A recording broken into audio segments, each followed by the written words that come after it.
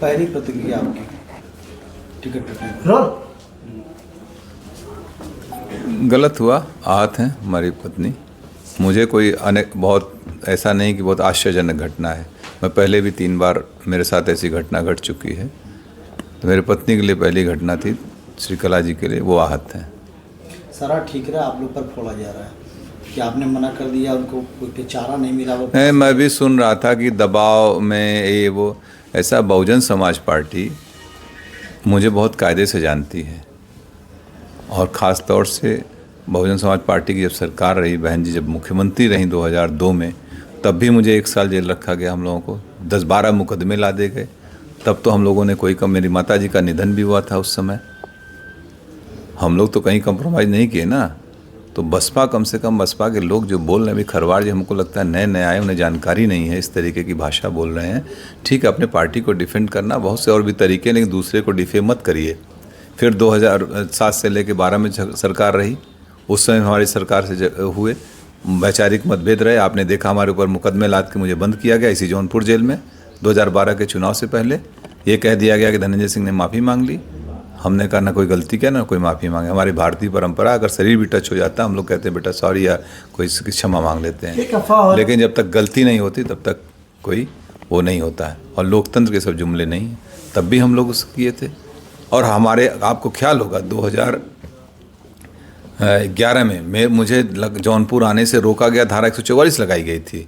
लेकिन मैं आया, क्या मैं दबाव डर गया था क्या पुलिस के उस समय की सरकार, तत्कालीन सरकार से? और अभी आप लोगों के सामने 2020 में तमाम आरोप, ऐसे अफवाहें चल रही थी ना। बाई इलेक्शन लड़े थे कि नहीं? हम लड़े थे। प्रदेश में कई लोग लड़ रहे थे इंडिपेंडेंट। तो इस तरीके की फर्जी बातें न बोलें।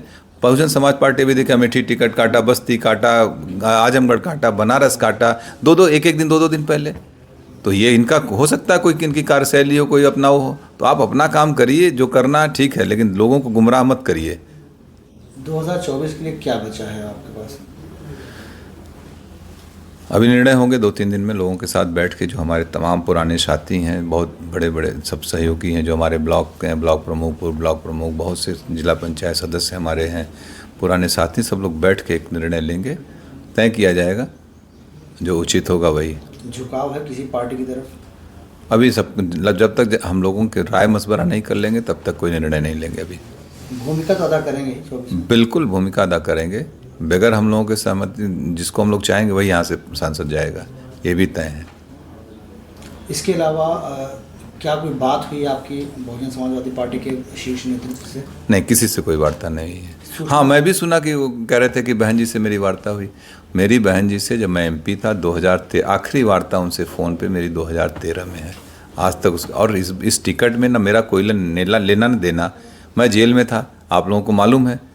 पत्नी को अप्रोच करके उन लोगों ने टिकट दिया, वार्ता उनसे हुई, और आरोप हमारे ऊपर लगा रहे हो। इसका मतलब कुछ पहले से ही मनगढ़ंत कहानी रही होगी, ताकि मुझे टो कर दो, मुझे डिफेम करने की बात थी। कोई खेल समझ में आ रहा है क्या इसमें? कुछ तो होगा, लग रहा है कुछ डिफेम। हमको जिस तरीके से बयान दिए गए वो मुझे डिफेम करने के लिए, कुछ होगी बात इन लोगों की। चारा नहीं छोड़ा गया आपके सामने, सिर्फ 1 दिन रह गया था नामांकन के लिए? हाँ बिल्कुल। अगर चूँकि हमने इस पर किया था नामांकन, इंडिपेंडेंट के लिए आपको 10 प्रस्तावक चाहिए होते हैं। आज हमारे पर्चे खारिज हो जाएंगे।